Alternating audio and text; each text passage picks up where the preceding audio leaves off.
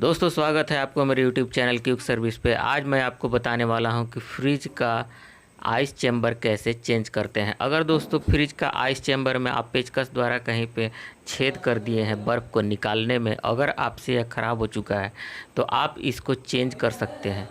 दोस्तों इस फ्रिज में जो है पहले भी काम हो चुका है, इसका आइस चैम्बर बदलने का ज़रूरत इसलिए पड़ा क्योंकि इसमें बार बार चोक हो रहा था और पहले जो टेक्नीशियन लेकर के आइस चैम्बर गया था वो नहीं वापस आया है। तो हम लोग अभी अपना आइस चैम्बर इसमें लगाएंगे। तो आज मैं आपको इसमें आइस चैम्बर लगाने की विधि बता दे रहा हूँ।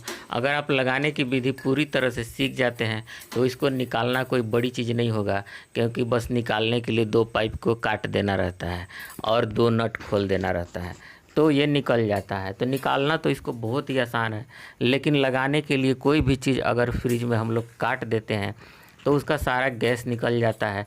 तो हमें इसमें गैस भी फिल करना रहता है। और दोस्तों फ्रिज बनाने में सबसे महत्वपूर्ण काम रहता है गैस चार्ज करना। और गैस चार्ज करने अगर आप लोग सीख जाते हैं तो आपको फ्रिज बनाना बहुत ही आसान हो जाएगा।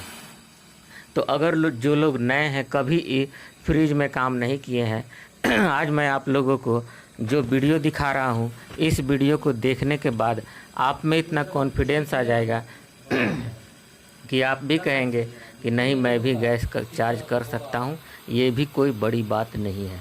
तो चलिए दोस्तों, आप लोग बने रहिए इस वीडियो में। तो सबसे पहला इसमें ज्ञान आपको यही मिलेगा कि 2 कॉपर पाइप को ज्वाइंट करना रहता है, ब्रेजिंग करना रहता है। ये हाथ में जो देख रहे हैं ये ब्रेजिंग रोड है और जो टॉर्च जला रहे हैं उसको एलपीजी कहते हैं। दोस्तों ब्रेजिंग रोड 10 रुपये का आता है और एलपीजी 150 रुपया का आता है। हमारे यहाँ यही रेट है। आप लोग के यहाँ क्या है मैं नहीं जानता हूँ। दोस्तों जब पतला पाइप को जब भी ज्वाइंट करेंगे तो उसको जो है ज़्यादा देर तक हीट नहीं करना रहता है। आपको अंदाज़ा हो जाना चाहिए कि हाँ मेरा इतना में हो जाएगा, या आप करके नया भी है तो ट्राई करिएगा, आपसे हो जाएगा। और जो मोटा वाला पाइप है, ये जो पतला वाला जो पाइप आप देख रहे हैं, इसके अंदर से गैस जाता है दोस्तों। ये कोई ऐसे तार नहीं है, ये पतला है लेकिन उसके अंदर में भी होल है। तो आपको वहाँ पर देख करके ब्रेजिंग करना होगा कि कहीं ये होल बंद ना हो जाए, क्योंकि अगर ये होल बंद हो जाएगा तो आपका सारा काम किया हुआ मेहनत बेकार हो जाएगा।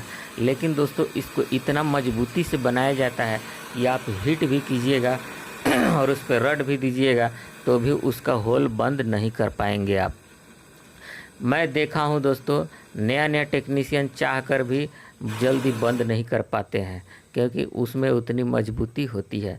तो उसके लिए आपको डरना नहीं है कि मैं गर्म करूँगा तो उसका होल बंद हो जाएगा। अभी दोस्तों हम लोग बड़ा वाला पाइप को वेल्डिंग कर रहे हैं, तो इसको हम लोग ब्रेजिंग रड से देख करके कर रहे हैं। छोटा वाला पाइप हम लोग कर चुके हैं, उसमें ज़्यादा टाइम नहीं दिए हैं हम लोग। तो आपको दोस्तों ये जो ब्रेजिंग है बहुत अच्छा तरीक़ा से करना है और एकदम सुंदर होना चाहिए। और ऐसा नहीं कि ब्रेजिंग होने के बाद उसमें छेद सा कोई चीज़ दिखे। तो अगर उस तरह से आपका रूखा ब्रेजिंग होगा तो आप जो है प्लेन ब्रेजिंग करने का कोशिश कीजिएगा और एकदम आप बढ़िया से ब्रेजिंग करके और उसको थोड़ा सा कपड़ा भिंगा करके पोंछ करके और जो पाइप छू करके देख लीजिए कि ठंडा है कि नहीं, और एकदम आँख गड़ा के देखिए कि इसमें कहीं छेद वेद जैसा कोई शक तो नहीं है।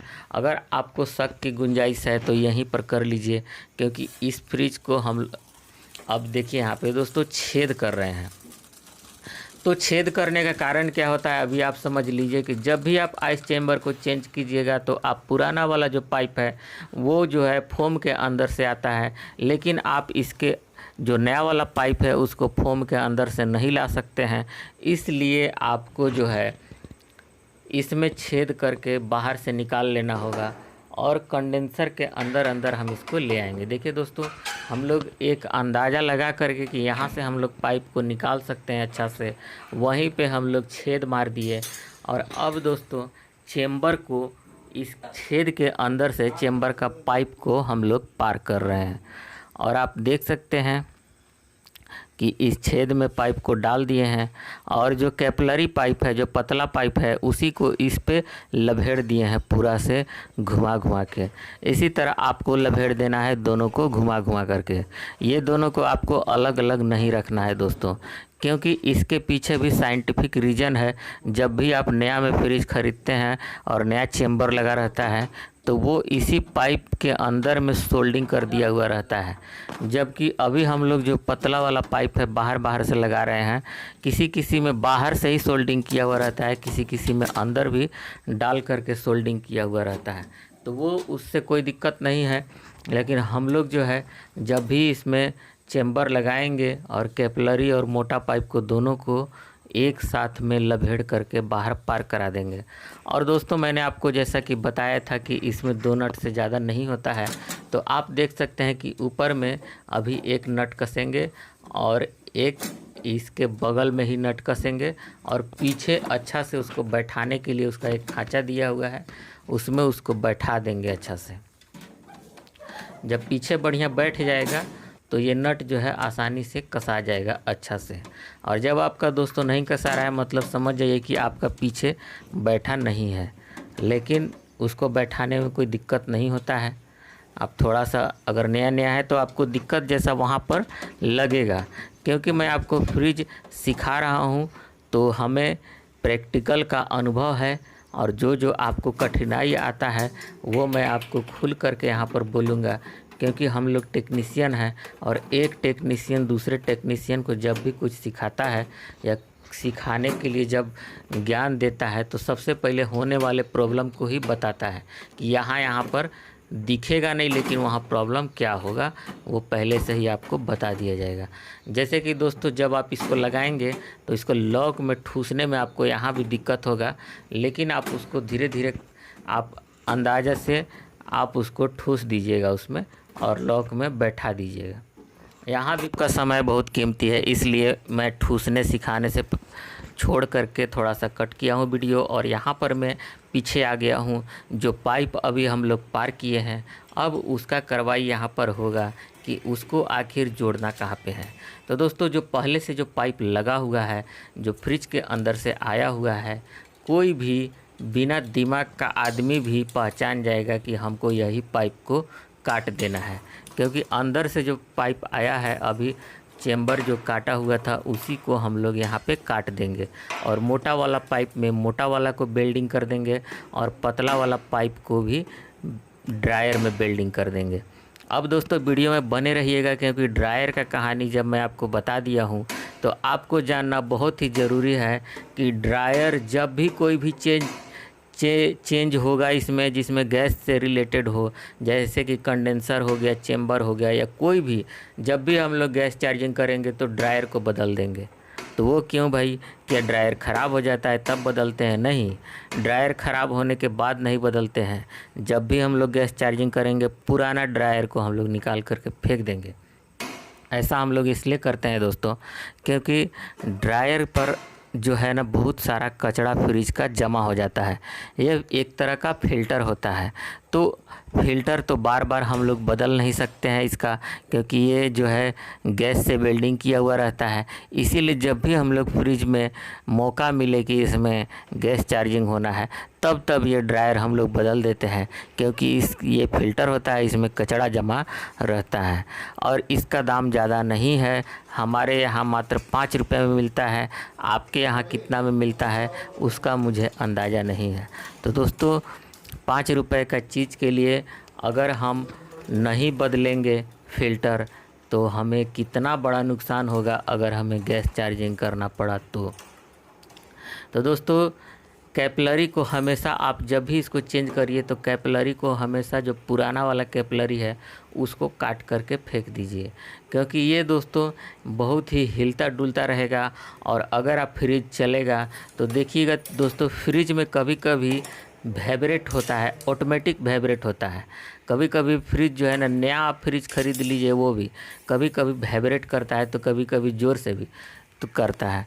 तो कभी अगर आपका पुराना वाला रहेगा ऐसे ही खुला है तो उसमें घंटी बजेगा, और घंटी बजेगा तो टन टन टन टन का आवाज़ करेगा और आपका दिमाग डिस्टर्ब हो जाएगा।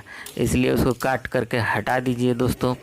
और जो अभी जो पाइप हम लोग यहाँ पे लिए हैं उसको सरसपत्ता से या रेग माल करके अच्छी तरह से, क्या क्या बोलते हैं हमारे यहाँ सरसपत्ता बोलते हैं, सरसपत्ता से अच्छा से साफ़ कर लीजिए। ये 80 नंबर का सरसपत्ता है, उससे अच्छा से ये साफ़ हो जाता है। तो दोस्तों ये जो सरसपत्ता है हमारे यहाँ 10 रुपये का आता है, आपके यहाँ कितना का आता है आप लोग पता कर लीजिएगा। तो अब हम दोस्तों इसको गैस टॉर्च को इसमें जला रहे हैं। अब मैं आपको यहाँ पे बताना चाहता हूँ कि यहाँ पर जब आप सोल्डिंग कीजिएगा, वेल्डिंग कीजिएगा तो क्या सावधानी रखना है आपको। यहाँ पे सावधानी यही रखना है कि यहाँ पे हमारा जो इलेक्ट्रिक का वायर है वो ना जल जाए, क्योंकि दोस्तों वो आसपास में ही है। और दोस्तों जब आप गैस टॉर्च जलाते हैं तो उसको कितना पर झुकाना है, क्योंकि अगर आप ज़्यादा झुकाइएगा या ज़्यादा इधर उधर हिलाइएगा, ऊपर नीचे कीजिएगा तो उसमें से ज़बरदस्त आग फेंकता है। तो अगर उसमें से आग फेंकेगा तो आप डर जाइएगा और वेल्डिंग करने में आपको डर लगेगा और आपका आगे से हाथ कांपेगा। तो दोस्तों यह एक प्रैक्टिस का चीज़ होता है, आपको प्रैक्टिस करते करते आपको वेल्डिंग करना आ जाएगा। तो आप सोचिएगा कि वेल्डिंग करने में तो प्रैक्टिस करना पड़ता है। जी दोस्तों बिल्कुल नहीं। पहली बार में मैंने देखा है कि बहुत सारे ऐसे लड़के हैं जो कभी एलपीजी को हाथ भी नहीं लगाए थे और पहली बार में उन्होंने जो अच्छे अच्छे टेक्नीशियन हैं उनके जैसा वेल्डिंग करके दिखा दिया। तो दोस्तों अब इस ड्रायर को हम लोग क्या करते हैं कि यहाँ से काट देते हैं। मैं यही बता रहा था कि यही फ़िल्टर होता है जो हाथ में पकड़े हुए हैं, यही ड्रायर होता है। और ये जो पाइप है ये जो लोहा का पाइप है दोस्तों, ये कॉपर का नहीं है। और अगर आप लोहा में कॉपर को वेल्डिंग मारिएगा तो उसके लिए आपको अलग एक टेक्निक का ज़रूरत पड़ेगा, क्योंकि ब्रेजिंग रड से ये होता नहीं है। उसके लिए आपको जो है दोस्तों सुहागा लगाना पड़ेगा। तो इसमें बहुत सारा जंग लगा हुआ है। तो सबसे पहले तो आपको इसको चमकाना है पूरी तरह से, एकदम 80 नंबर का सरसपत्ता से रगड़ करके आप इसको एकदम चमका दीजिए। चमकाने में कोई कमी नहीं होना चाहिए, क्योंकि यहाँ पे हमें 2 जाति को एक साथ मिलाना है। तो थोड़ा सा यहाँ पे तेल ज़्यादा लगाना पड़ेगा। तो यहाँ पे हम लोग को पूरा चमका करके और इसके बाद में सुहागा का भी ज़रूरत पड़ेगा। दोस्तों यहाँ पे रिले ओवरलोड हम लोग लगा चुके हैं इसमें, और रिले ओवरलोड के बारे में आप लोग को जानना ज़रूरी है। यहाँ से देखिए हम लोग फ्लशिंग कर दे रहे हैं। और फ्लशिंग क्या होता है कि जो अंगुली रहता है उससे हम लोग दाब करके और इसके अंदर में प्रेशर बनाते हैं और झटका से प्रेशर को छोड़ देते हैं, तो उसी को हम लोग फ्लशिंग बोलते हैं। तो 1-2 बार में ही फ्लशिंग हो गया था ये, क्योंकि इसमें कोई कचड़ा वचड़ा था नहीं, वैसा कुछ इसमें हम लोग को लगा नहीं कि कुछ निकल रहा है, तो इसको हम लोग छोड़ दिए। और इसके बाद में अब यहाँ पे जो पतला वाला जो फ्रिज के चेम्बर से अभी हम लोग लाए थे जो घुसा करके, उसी को हम इस ड्रायर के दूसरे छोर पर डाल करके वेल्डिंग कर देंगे। दोस्तों यहाँ पर जब हम वेल्डिंग कर रहे हैं तो देखिए दूसरे छोर से धुआं निकल रहा है, ड्रायर का दूसरे छोर से धुआं निकल रहा है दोस्तों। तो अभी यहाँ पे देखिए जब वेल्डिंग कर रहे हैं तो ये आसानी से वेल्डिंग हो जाएगा। और ये जो हम लोग का रॉड है दोस्तों, ये रॉड जो है लोहा और कॉपर दोनों को एक साथ ब्रेजिंग कर सकता है। तो ये रॉड हमारा थोड़ा सा अलग है, इसको बोलते हैं सिल्वर रॉड, वाइट रॉड भी बोलते हैं। तो अगर आप दुकान वाले के पास जाइएगा और मांगिएगा कि मुझे ऐसा रॉड दीजिए कि जिससे कि हम दोनों को जोड़ सके, तो आपको दे देगा। तो दोस्तों वहाँ से मैं आप देख सकते हैं कि ये घुमा घुमा करके क्या कर रहे हैं। तो आपको मैं बता दूं कि ये घुमा घुमा करके जो अंदर का जो एक्स्ट्रा कैपिलरी है उसको घुमा घुमा करके और एक जगह जमा कर रहे हैं। तो आप लोग को मैं बता दूं कि क्या ये घुमा घुमा करके जमा इसलिए कर रहे हैं क्योंकि ये अधिक खरीद लिए हैं? बिल्कुल नहीं दोस्तों, आपको इसे अधिक ही खरीदना है और ऐसा घुमाना ज़रूरी है, क्योंकि अगर आप कैपिलरी को सीधे यहाँ से ला करके अगर आप डाल देंगे तो आपका कूलिंग बढ़िया से नहीं करेगा दोस्तों। तो इसीलिए सबसे पहला कि आपको अगर बढ़िया कूलिंग चाहिए तो आपको राउंड राउंड राउंड राउंड ऐसा घुमाना ही पड़ेगा दोस्तों। जब आप ऐसा घुमा करके इसमें डालिएगा तो दो फायदा रहता है कि फिल्टर से अगर कोई कचरा आगे जाता है तो वो जो कचरा है इस राउंड राउंड में पड़ करके और टूट टूट करके एकदम से छोटा हो जाता है और बाद में वो गैस का संपर्क में आकर के पूरी तरह से नष्ट हो जाता है और कैपिलरी उसको ख़त्म कर देता है, ड्रायर उसको ख़त्म कर देता है। जो ये ड्रायर है, यही ड्रायर जो है उसमें से कोई भी कचरा रहता है वो आने के बाद में वो इसको डिस्ट्रॉय कर देता है। अब ये कैसे डिस्ट्रॉय करता है उसको मैं अगर काट करके दिखाऊंगा तो आप लोग को मैं बता पाऊंगा कि ड्रायर में कोई भी कचरा अगर आ जाता है तो कैसे वो इसको मार देता है। तो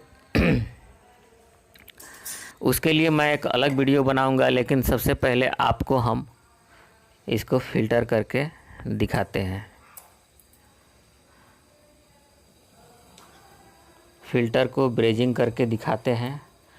तो इसमें दोस्तों ज़्यादा समय नहीं देना रहता है। सबसे पहले जो ड्रायर का जो बड़ा मुंह है, जब हम लोग लेते हैं थोड़ा सा उसमें मुंह ज़्यादा रहता है, उसको प्लास्टिक से प्लास से ऐसे चिपका दीजिए, प्लास्टिक बोल रहा हूँ, प्लास से ऐसे चिपका दीजिए और फिर ब्रेजिंग जो रड रहता है उसे हल्का सा गर्म करके और बस उसी में थोड़ा सा हल्का धीरे धीरे रगड़ना है आपको। जब आप उसको रगड़ लीजिएगा और देखिएगा कि कहाँ कहाँ पे थोड़ा सा एकदम कोना पर दे दीजिएगा, कोना को मेल्ट कर दीजिएगा और एकदम बहुत ही बढ़िया से हो जाएगा आपका। और अब दोस्तों समय आ गया है वैक्यूम करने का। तो वैक्यूम का मतलब होता है कि फ्रिज के अंदर में जो हवा चला गया है उसको हम लोग खींच करके और बाहर निकाल लेंगे। तो दोस्तों देखिए अभी मेरा जो है ये वैक्यूम हो रहा है और फ्रिज का जो कांटा है वो धीरे धीरे माइनस की ओर जा रहा है। तो अभी इसको हम लोग वैक्यूम होने देते हैं दोस्तों। 5 से 7 मिनट इसमें वैक्यूम आप कर लीजिए।